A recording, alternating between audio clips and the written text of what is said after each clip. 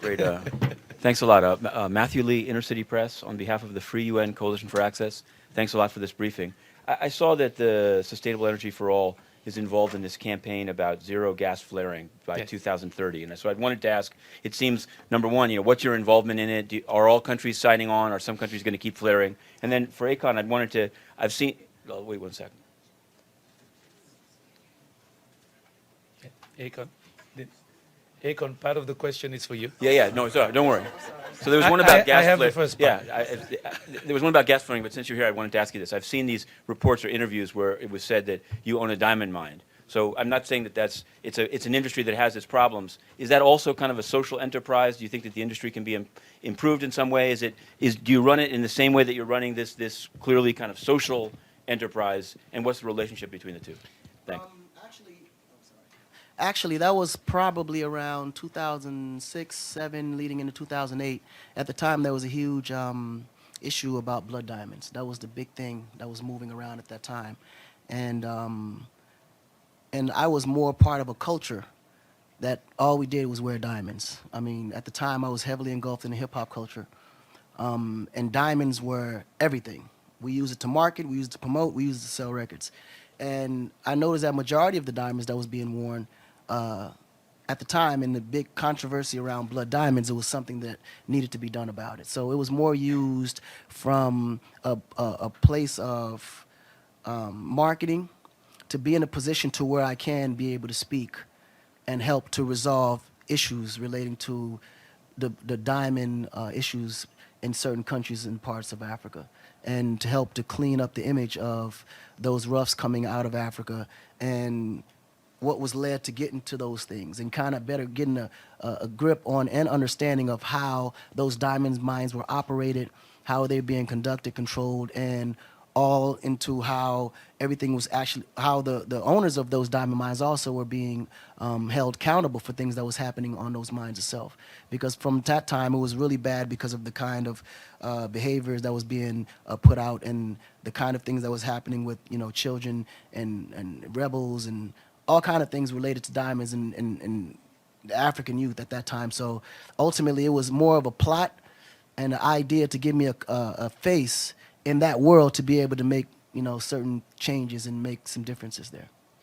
And on the gas flaring, it's one of the initiatives we're very proud of. The World Bank and a number of institutions were working on it for over 10 years.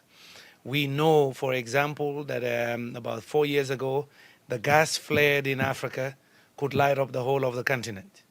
Yeah, but it was burnt, and it's been being burnt for 60 years, just burnt, just like that. In the North Sea, zero flaring.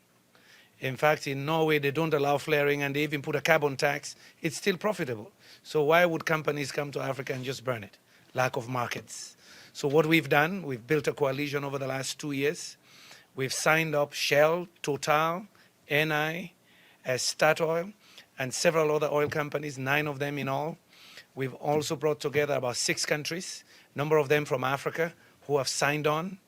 And when you look at the totality, we have now companies and countries that account for 40% of the flaring signing off that there will be zero routine flaring by 2030. As we speak, last week, I am informed that we could get 3 more majors. That will kick us up to about 60, 70%. Our dream, Secretary General's dream, and President Kim, is to go to 100% by December. Now, yesterday, our advisory board heard the figures. If we get zero flaring, that amount of gas could light up 1/3 of Europe. Now, for me, it's been a quest since 2001. I did my very first gas flaring conference in Nigeria in 2001. I knew nothing about it. I was working there and I just got angry. Why are you burning this thing and we don't have regular electricity and it's here? So a lot is happening, and this is the kind of coalitions we're building around sustainable energy for all. And just one thing, where do things currently stand with Nigeria, particularly with the government coming in? That's the big thing. We're very happy. Yesterday, I was informed for the first time the government announced that they will allow prospecting for gas. Nigeria is the country, we call it, this is what we say. Nigeria is the oil country, is the gas country that happens to have oil. It has more gas than oil. When they begin prospecting now, they may discover over 170 trillion cubic feet of gas. You know, they're already a key player in LNG, but you can imagine the impact for the rest of West Africa, the West Africa gas pipeline. So what I have done, just to conclude, I have set up now the African Energy Leaders Group. We'll be looking at some of what Akon and others are doing bottom of the pyramid, but we're looking for big energy projects that can utilize that gas. More importantly, making LPG, liquefied petroleum gas, clean cooking, to save 600,000 lives every year in Africa. So with entrepreneurs like Akon joining this, he's doing lighting now, but one of the areas I want him to look at is cooking solutions. Senegal is the most advanced in West Africa on LPG, but they have a long way to go. Ghana is next, Cote d'Ivoire. I give you an example. In Ghana, up to 2 years ago, almost 70–80% electrification. But most of the people rely on charcoal and firewood for cooking. Absolutely. So people miss the cooking side, and that's why we are launching the campaign on energy, women, children's health. As Sheila said, it is the #1 killer. It's a silent tsunami killing you in the evening. Kerosene lights, you guys can relate. We go to bed and you close the windows, the kerosene lamp is there.